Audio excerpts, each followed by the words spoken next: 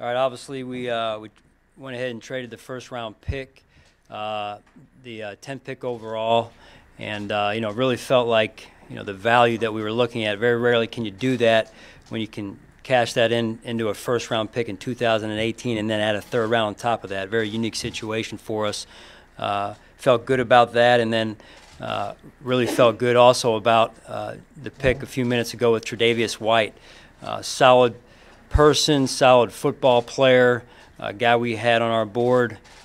We felt like if we could get him, it'd be a good pick for us, and there we saw him at 27. So he's a guy who wore number 18 at LSU, and we know what that means in terms of the tradition of wearing number 18 at LSU. So you know what type of person we're getting, what type of football player. He's versatile. He plays inside. He plays outside. He's also a returner in terms of special teams value. So feel good about it. Coach, how soon do you see a guy like him starting? Well, like everyone, they're going to have to come in. Tre'Davious is going to be no different than everyone else. He's going to have to come in and earn the spot. And obviously there's we lost Stefan to in free agency, so there's certainly a need there. Overall, I just really like the quality of the football player. Absent the need at this position, and he's going to come in and compete right away. Sean, can you discuss the decision to trade down? Into that decision. Again, there's a lot of things that were on the table. You look at all the options available to us, and this was a situation we spent really the last week looking at trades in general, and felt like it was a unique situation, like I said a few minutes ago, really to be able to get a third round pick this year, and then also obviously swap first and then a first next year. Those are you don't find those every day in the NFL, in particular in the draft. So we felt good about it. Did that run on receivers impact you? Did that run on receivers impact what happened there? Well, you're always looking at what's available and your situation. You're talking when we traded back in the first, right? Yeah. Receivers were gone by 9. You look at it, but again, we had things. We felt like we had a good feel as to how things were going to play out early in the draft, and felt like this could be a situation that could come our way, and then lo and behold, Kansas City came up and we got out. Sean, was there any significance or to make the trade in your first year as coach, your first draft with your mentor? Obviously there's a relationship there, and so you feel that the trust factor is there, no doubt about it, and so it makes the communication a little bit easier. But I'll give credit to Doug Whaley and the scouting staff and the work that they put in behind the scenes as well. Sean, it doesn't seem like a move like this can be made kind of within a 5-minute window. I mean, what kind of discussions and when did they kind of start? You say, would you be willing maybe to, or things like that? When did they start to evolve? Oh man, these are probably. Whenever free agency started thinning out, we were having these conversations and a lot of what-if scenarios. What if we did this? What if somebody wanted to move up? What if somebody, what if we wanted to move up ourselves? And so you look at every option available, and that's again the methodical approach that I'm used to taking, and we took in this situation. Extra first-round picks are like gold nuggets no matter what. But especially now, at this stage with this football team, how much versatility does that give you as you look ahead and kind of chart the course for how you want to build it? As far as having at this point in time, having 2 first-round picks next year, yeah, I feel good about it. I feel really good about it. That said, we wanted to make sure that a player that we valued would be there at our pick, and in fact he was with Tre'Davious White, and so you feel good. I feel real good about the end of the first day, and we've done our homework, and we put ourselves in a position moving forward to have 2 first-round picks next year. We've added a third this year, and then we picked up Tre'Davious White. So I'll be able to sleep fairly well tonight until tomorrow rolls around. That's all right. About next year's quarterback class, there's an assumption that next year being a very good quarterback class helps you because you now have more currency if you want to move up next year. Yeah, all options that may be on the table. You know, we're looking to do what's in the best interest of this organization, short term and long term, and you know, we've got to be responsible with the pick, and I felt real good about it. You know, Doug and myself and Terry and the communication that ensued, and felt real good about it. We did our homework again, and you know, this was something that we felt like would help us and put us in a position next year, obviously with 2 first-round picks. So. Starting to worry you a little bit that, you know, Andy Reid's no slouch of a coach. He sees something in Mahomes that you didn't. Does it worry me? Look, you look at things and you say, what's in the best interest of this organization? That's what I have to do. You know, Andy's got his own situation. We have our own situation here. That's the nature of the draft. You know, so you know, you stick by what's important and what's right for us, and that's what we did. Did you consider moving down at 27, and did you have any offers too?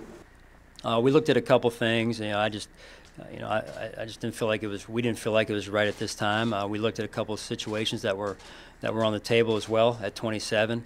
But we had a chance to get a good, solid football player, and I wasn't passing that up. Did you personally speak with Andy Reid, and what was that conversation like, if you did? We've had some conversations as this process got going, and then really, again, I give credit to Doug Whaley on this and John Dorsey on their end. They really did a nice job in working things out here. How much consideration when you were making that, going through that decision process, did you give to how this guy compared to passing up on guys like Lattimore, Humphrey, you know, the guys who were generally regarded as higher ranked corners? Yeah, sure. Fair question. You know, you have to do that. You have to look at what you're potentially passing up on. Whenever you trade, whether you go up or you go down, you got to look at what could be there and what you're either gaining or what you could be, you know, trading away from. So, you know, we had those conversations and we did our homework on it. Yeah. Sean, how did your experience in Carolina, because I know last year you guys had some kind of fairly inexperienced cornerbacks, how did that kind of play into this decision to wait to grab one? Well, you know, I guess probably just more so than anything, having experience drafting a corner in the first round and starting a corner like we did 2 years ago. You know, you look at, you know, everything. Experience is, you learn from experience, and so if it helped, I would say just having gone through it before, maybe. How much consideration did you guys give to drafting a quarterback? We just like every position. You know, we looked hard at every single position and looking at how we can help this team short and long term, and you know, no different than the other positions. But yeah, and let me just say this: I understand how important that position is. Right, I absolutely understand that, and you know, that's important for us. Sean, you started the week with 6 picks, and then the Gillislee pick comes back in this one. So, I mean, like you said, you're going to sleep good tonight. Do you feel pretty good about what's happened this week, the whole week so far? Yeah, I feel good about it, but not satisfied. You know, when I say that, I mean every waking hour that our coaches and our personnel and Terry and Kim, this is what we live and breathe. I mean, we're looking to put this organization in the best position to be successful, and so you know, every minute that we're up at that draft board and until I came down here, even after we picked, I'm looking to see what we can do next to get better. Sean, as excited as you are about, you know, what you got today and what you got accomplished today, there seems to be a cloud hanging over part of this team with reports about your scouting staff, possibly Doug Whaley's job being in jeopardy. Are you confident? Do you foresee changes happening next week, immediately after this draft? I am absolutely 110% focused on right now what's going on upstairs with the rest of the first round, and then the second and third round. That's what's in front of us right now. And if we were focused on anything else, we'd be making a mistake right now. That's where our focus is. Sean, you said that this kid was a valedictorian in high school and just seems to check a lot of boxes on character. Obviously not an accident, but can you just reiterate, I guess, or mention how that is really factoring, it seems, in the trend of people you're bringing into this team, including your free agents? Well, it's you know, we want to know what we're getting. I think that's big, and there's a lot of unknowns in the draft. There's a lot of unknowns in life in general, and so you try and move that, you try and close that gap as much as you can. and certainly with the character, the character in this case that Tre'Davious White has, you know, we felt good about that person off the field. Again, wearing number 18, what that means at that school, 4-year starter, valedictorian, I believe 2-time valedictorian in high school. I mean, that doesn't happen every day, in particular at the corner position. So, you know, that was definitely factored in. But then you go to the skill set on the field, and you're talking about a versatile player. He plays outside, he plays inside, he's a returner.